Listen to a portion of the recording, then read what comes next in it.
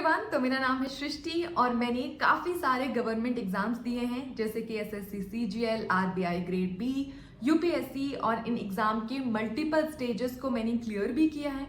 लेकिन मैंने कभी भी इन एग्ज़ाम्स को सीरियसली परस्यू नहीं किया। तो मैंने मुश्किल से 1-2 महीने दिए होंगे जिसमें मैंने सर्टेन लेवल तक क्वालिफाई किया और फिर मैंने आगे के रास्ते को छोड़ दिया। तो आज मैं आपके साथ शेयर करूंगी कि मैंने ऐसा क्यों किया, मैं कभी भी सरकारी एग्जाम के प्रति डिवोटेड क्यों नहीं थी। तो पहले मैंने आईआईटी की, फिर मैंने एक्सेलराइज से एमबीए की और फिर मैं प्राइवेट सेक्टर के अंदर में लास्ट 2.5 साल से काम कर रही हूँ। तो इसके 4 मेजर कारण थे। पहला कारण है सक्सेस रेट। तो सरकारी एग्जाम के अंदर में सक्सेस रेट बहुत ही ज़्यादा कम है, बहुत ही ज़्यादा अनसर्टेनिटी है। तो जैसे यूपीएससी की बात करते हैं, 20 लाख लोगों ने पिछले साल यूपीएससी अटेम्प्ट किया था और अगर आप जनरल कैटेगरी से बिलोंग करते हैं तो आपके पास 1000 सीटें हैं। तो अगर आप 1000 के अंदर में रैंक लाते हैं तो आप जीतने वाले हैं, रेस्ट ऑफ द केसेस में आप हारेंगे, यानी कि success rate of less than 0.5%। ये बहुत ही ज़्यादा ब्रूटल है। और इससे भी ज़्यादा ब्रूटल है ये चीज़ कि जिन बच्चों का नहीं होता है उनके पास क्या ऑप्शंस हैं। तो यहाँ से आते हैं हम अपने सेकंड पॉइंट के ऊपर, जो कि है एग्जिट ऑप्शन। तो इसका जो सिलेबस होता है ये बहुत ही ज़्यादा आउटडेटेड है। यहाँ पे जनरल अवेयरनेस मेजर फोकस होता है जिसमें आपसे हिस्ट्री, ज्योग्राफी, पॉलिटी, इकोनॉमिक्स, इन सारे टॉपिक के सवाल पूछे जाते हैं। तो आप अपना 1 साल 1.5 साल इस प्रिपरेशन के ऊपर में देते हैं इन टॉपिक्स को पढ़ते हुए। तो अगर आपका सिलेक्शन नहीं हो पाता है तो आप इन टॉपिक्स के साथ और क्या कर सकते हैं, क्योंकि आपके पास कोई स्किल नहीं है जैसे जो मार्केट में डिमांड होती है। जैसे आप कोडिंग कर सकें, आप डिजाइनिंग कर सकें, आप प्रॉब्लम सॉल्विंग कर सकें, इसके अंदर में आप किसी भी चीज़ में स्किल्ड नहीं होते हैं। आपको आती है हिस्ट्री, ज्योग्राफी, जिसके साथ आप ज़्यादा से ज़्यादा एक कोचिंग के अंदर में टीचर बन सकते हैं, जिसके अंदर में मुझे इंटरेस्ट नहीं था। नहीं तो आपको फिर से एक यू टर्न लेके वापस से एमबीए करना पड़ेगा या कोई और डिग्री करनी पड़ेगी और आपको अपना करियर रीस्टार्ट करना पड़ेगा, जिसमें आप लैग हो जाओगे आपके अदर बैचमेट्स के साथ। तो फॉर एग्जाम्पल जैसे मैंने 2021 में अपना आईआईटी खत्म किया, उसके बाद मेरे काफ़ी सारे फ्रेंड्स थे जिन्होंने यूपीएससी की प्रिपरेशन की तरफ रुख किया और मैंने अपना एमबीए कंप्लीट किया, फिर मैंने जॉब ज्वाइन कर दी।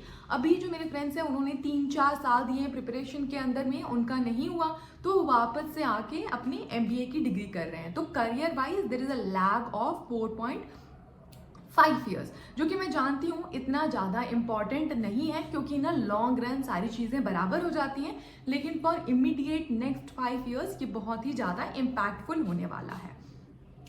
यहाँ से आते हैं हम अपने तीसरे पॉइंट के ऊपर कि आपका स्ट्रेंथ और वीकनेस क्या है। तो मैंने ओवर द इयर्स रियलाइज किया है कि मैं मैथमेटिकल टॉपिक्स के अंदर में, जैसे मैथमेटिक्स, लॉजिकल रीजनिंग, इंग्लिश, इन सारी चीज़ों के अंदर में अच्छी हूँ, लेकिन जो सब्जेक्टिव टॉपिक्स होते हैं जैसे कि हिस्ट्री, पॉलिटी, इनके अंदर में मेरा कोई इंटरेस्ट नहीं आता है। तो अगर आप इतने हाईली कॉम्पिटिटिव एग्जाम के अंदर में फोकस कर रहे हैं तो आपको हमेशा अपनी स्ट्रेंथ के ऊपर में खेलना होता है, क्योंकि आप उन लोगों के अगेंस्ट compete कर रहे हैं, उन 1000 सीट्स के लिए जो कि हिस्ट्री के अंदर में बहुत ज़्यादा इंटरेस्टेड है, उनको अच्छा लगता है। तो उनकी जो स्टडिंग कैपेसिटी होगी वो आपसे बहुत ज़्यादा होगी। जिस बच्चे को पसंद आ रहा है हिस्ट्री पढ़ना तो वो 10 घंटे 12 घंटे उस चीज़ को पढ़ सकता है। अगर आपको पसंद नहीं आ रहा है तो आप 1-2 घंटे के अंदर में बोर हो जाएंगे।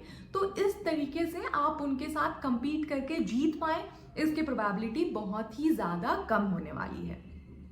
और जो लास्ट मेरा पॉइंट था वो था अपील। तो मुझे इन जॉब्स के लिए कोई भी अपील नहीं थी, यानी कि लोग मुझे बहुत ज़्यादा वैलिडेशन देंगे, सोसाइटी के अंदर में मेरा बहुत ज़्यादा नाम होगा, ये मेजर रीज़न होता है लोगों का मोटिवेट होने के लिए इन एग्ज़ाम के प्रति। लेकिन पर्सनली मैं लोगों की वैलिडेशन के हिसाब से नहीं चलती हूँ। अगर मुझे बिलीव है कि मैं सही काम कर रही हूँ, मैं खुद में खुश हूँ, तो मुझे वो चीज़ इंपॉर्टेंट है। मैं, मेरी फैमिली, मेरे फ्रेंड्स, ज़्यादा से ज़्यादा बाकी कोई थर्ड पार्टी आदमी क्या सोच रहा है मुझे उससे कोई भी फर्क नहीं पड़ता है। तो ये पॉइंट तो खारिज हो गया। दूसरा हो गया पैसा। तो पैसा एक चीज़ जो मैं बहुत ही ज़्यादा प्राउड लेती हूँ अपनी लाइफ में कि मैं बहुत ईमानदार इंसान हूँ, मैं हमेशा हक हलाल का पैसा ही खाती हूँ। तो मुझे वो चीज़ ब्लैक के अंदर में पैसा बहुत ज़्यादा मिल जाएगा, मैं बहुत ज़्यादा प्रॉपर्टी एक्यूमुलेट कर लूँगी। मुझे अपनी स्किल्स के ऊपर में भरोसा है, कल को मैं अपना एम्पायर बना के भी वो पैसे बना सकती हूँ जो कि मेरे फ्यूचर जनरेशन के लिए in a positive, in a more authentic way help करेंगे, क्योंकि चोरी का पैसा कभी भी आपको हजम नहीं होता है। बाकी जो इनकम, जो क्लीन इनकम होती है आपके लिए, वो बहुत ज़्यादा नहीं है और आपका रोटेशन भी बहुत ज़्यादा होते रहता है। आपको रिमोट लोकेशंस में पोस्ट किया जाएगा, अनफेवरेबल लोकेशंस में, जो कि मुझे इतना ज़्यादा प्रेफर्ड नहीं था। तो that's pretty much about it, hope it was helpful, thank you.